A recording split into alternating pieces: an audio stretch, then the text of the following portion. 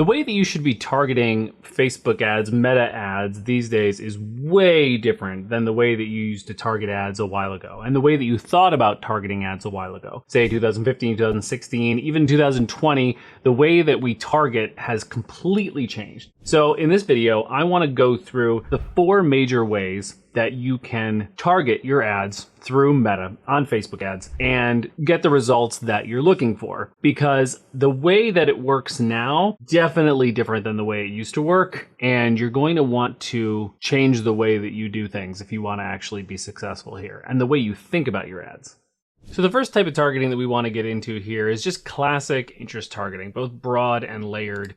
So just to dig into that, this is the kind of targeting that you probably know the most about. It's the one that people mostly talk about and the one that most of the focus is on. Not really rightfully so, but it is the truth here. So interest targeting, and I'm including layered audiences here. And so what this means is that, and I group demographics in here as well, that Facebook has obviously a massive amount of data about you. They know everything about you. And so every single time that you do anything on Instagram or Facebook with the Meta world, or really go anywhere on the internet because you're getting tracked around with the pixel, Facebook finds out things about you, what you like, what you dislike, what your demographics are, if you're recently married, if you've got little kids, all of these little things. So all of these data points are in a big database. I mean, you can sort of think about it like every single person on the Meta platform has a little mini profile within Meta that is used, leveraged when advertisers are looking to advertise. And so this is what we see when we go through interest targeting. You're going to see all sorts of stuff here, from big to really small audiences, from job titles to relationship status. And this is the best way to begin targeting if you have no pixel data. So if you're not super aware of what the pixel is a little piece of code that goes on your website and it collects all of the data in there. If you've ever gone to a website and then gone over to Instagram and seen an ad from that website that you just went to, that's you getting retargeted because the pixel captured your information.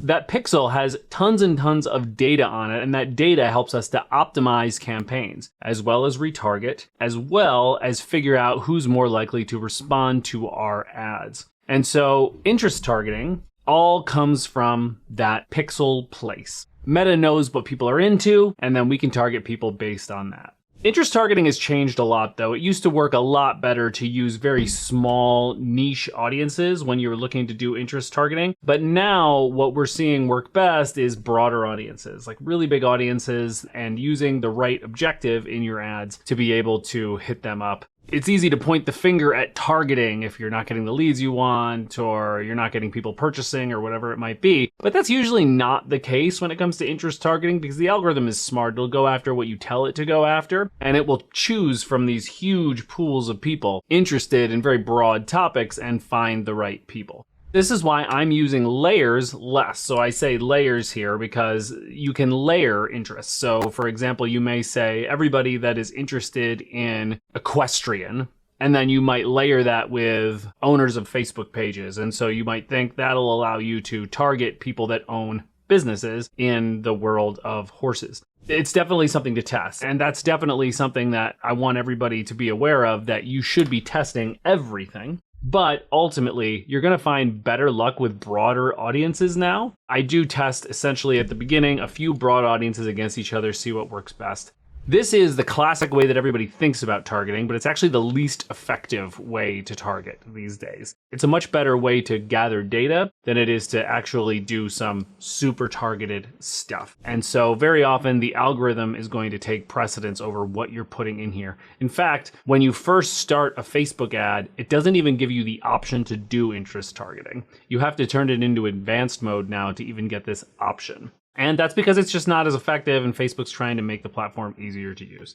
Next up is lookalike targeting. And so once again, we go from the pixel. The pixel knows what people are doing, and it has profiles on them, and it knows who's engaging with your page. It knows who's engaging with your Instagram account. It knows who's watching your videos and how much they're watching. And you can create lookalike audiences around these people. And people have visited your website, people have taken specific actions. So if, for example, you run an e-commerce business, it's a normal thing to say, oh, take everybody that's purchased, create a lookalike audience of those people, and then send it to those people. So basically, you're taking this as a seed audience. Let's say 100 people people purchased, Facebook's going to look at that. It's going to see those 100 people and go try to, based on its profiles, find 2 million more people if it's a 1% lookalike audience. And then those people are who your ads are going to get shown to. This is great. I've always had the best luck with a 95% video view audience, which is a great little hack for you out there. You should totally test that audience. But I will say that I have seen the quality of this degrade over the last couple of years. I test these all the time and they rarely work as well for me, but obviously it's completely account and business specific. You should test everything, but this is just what I'm seeing. It's also very reliant on your pixel data. The more seed data it has, the better.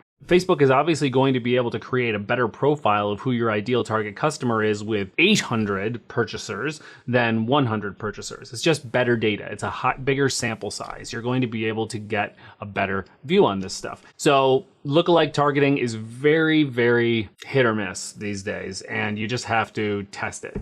Still a powerful way to do things, just not as good as it used to be. The third one is probably the one Facebook wants you to use the most, and the fourth one is the one I want you to use the most, okay? So let's dig into this. So number 3 is broad targeting, and this can also be called open targeting. It can also be called by Facebook Advantage Plus targeting.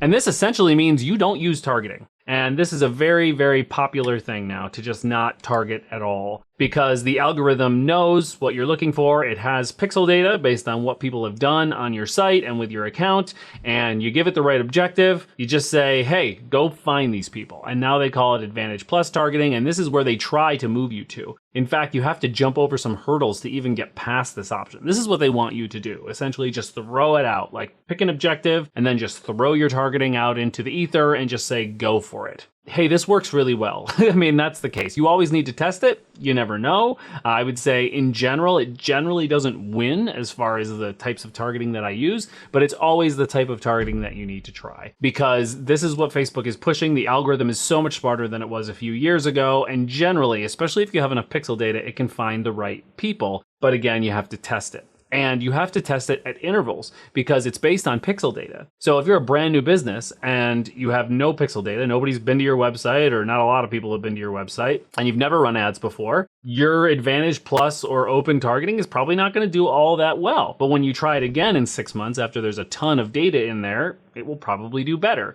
So nothing is fixed. You always need to be retesting things based on the amount of data that's coming into the account.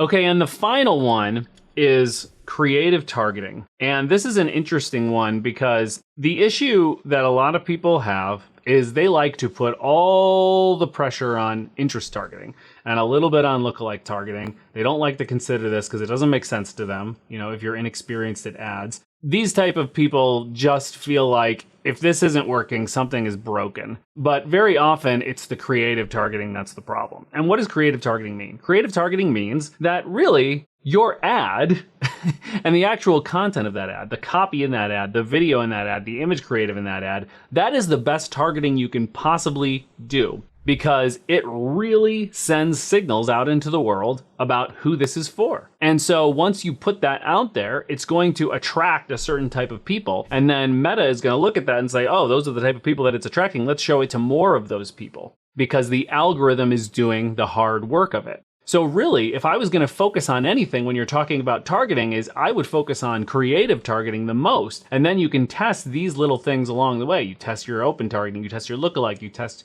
your interest targeting. But ultimately, the actual content of your ad is really where most of the wins are going to come from, and the losses. So I would highly consider that. Hey, by the way, if you want a copy of my book for free, which goes over video specifically and how to create video for social that can do this type of creative targeting for you, there's a link in the description to grab that for free. And hey, a like and subscribe really helps if you got value from it.